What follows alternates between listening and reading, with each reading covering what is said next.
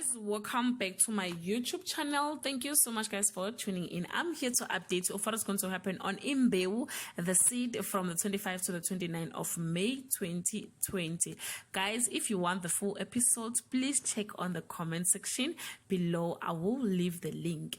Mazulu's forged insurance papers are handed in Maluchu oil, and Kulego confesses that he saw Mazulu and Phakade kissing. Zitulele flexes his muscle and threatens Pranav, and Thokozile tries to keep her eviction hidden from her son Kulego. Thokozile later learns that her enemy Mazulu is cheating on Ncolosi again, and Phakade politely declines an invitation to a family meal, but his mother Mandlovu orders him to attend.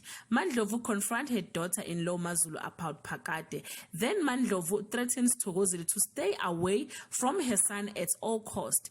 Pranav and Ncolosi try to bribe their way out of the lawsuit, only to end up making it worse. Guys, bakhona yini mamezala abanjengo Mandlovu vele wangempela ababa in control of abantwana babo abadala kanje?